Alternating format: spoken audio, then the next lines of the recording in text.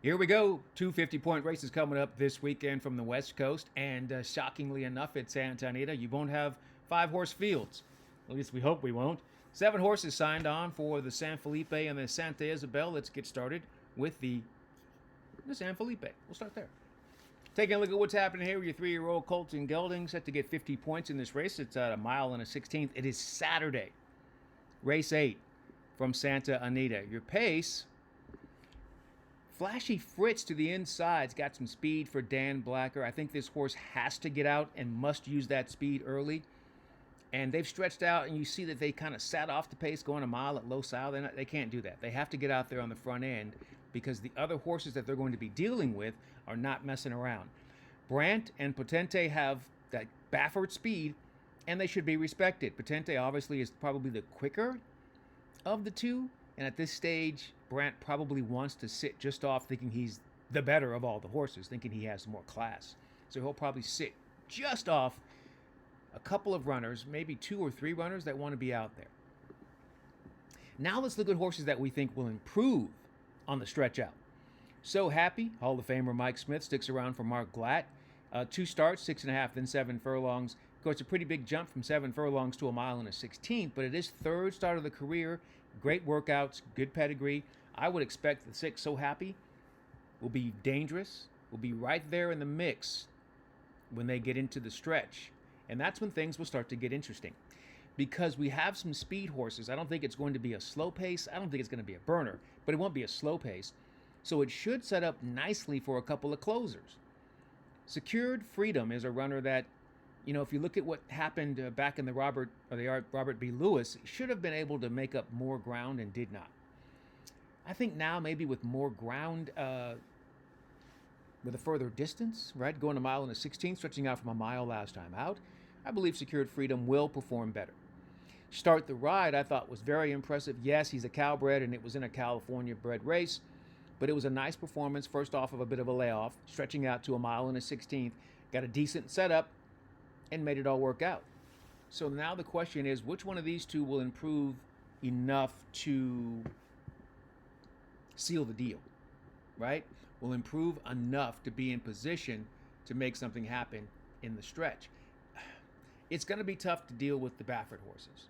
Brant, I think, is going to be in a great spot, and I think he's going to sit just off, and he's classy enough that he can make some things happen.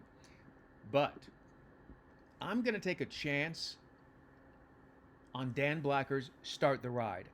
I think the horse gets better with another chance at a mile and a 16th, now second off of the layoff, with a solid series of drills after that victory. I think that Start the Ride, obviously value at 12-1. And I think the horse, he'll need the setup, and if he gets it, will be handsomely rewarded. How about that? Let's move on. Let's go to the Grade 3 Santa Ysabel. Now, this is going to come up on Sunday. From Santa Anita, mile and a 16th, race 8. Once again, 50 points for your winners.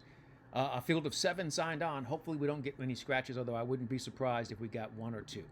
Let's get started. Forced Entry and Super Corredora have speed and class. Super Corredora, obviously the winner of the Breeders' Cup Juvenile Fillies, and then came back, did not have a good performance in the Las Virgenes, now second off the layoff, plenty of room to improve, and will be in the perfect spot. Forced Entry for Bob Baffert has some speed, so you know where they're going to be.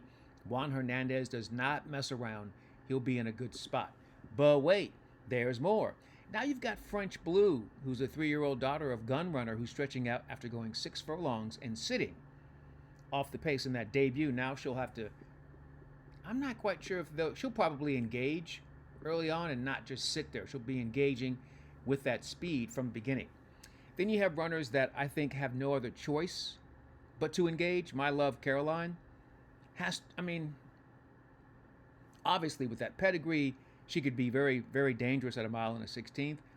And I don't know if she's quick enough to go with the other runners, but she kind of has to go and be close.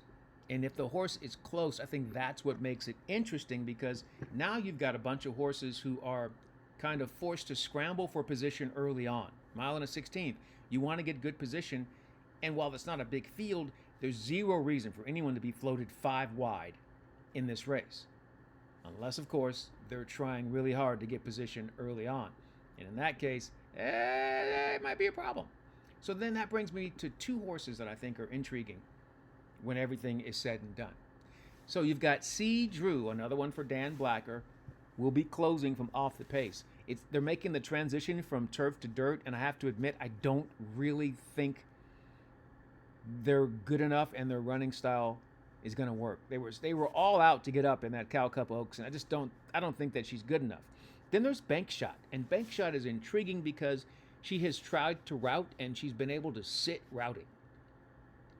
Now she broke her maiden kind of taking command back on January the 2nd, but I think she's better served sitting just off the pace, and I think she'll do that. Ryan Hansen does a really good job with his runners. I love the pedigree, the daughter of Game Winner. I love that she has stretched out. She's not quick enough to get the lead, so I don't have to worry about them shoving on the front end to get her out there. She has no business being on the lead.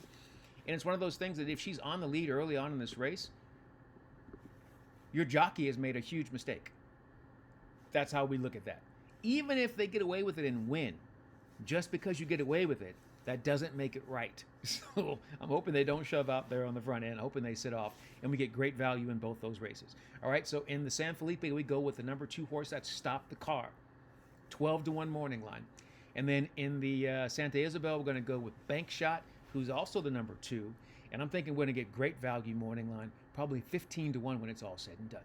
All right, that's how we do it here on Horse Race Bets. In the meantime, in between time, until next time, I'm Ken Rudolph. We'll see you here. Until then, good luck and enjoy whatever you're into.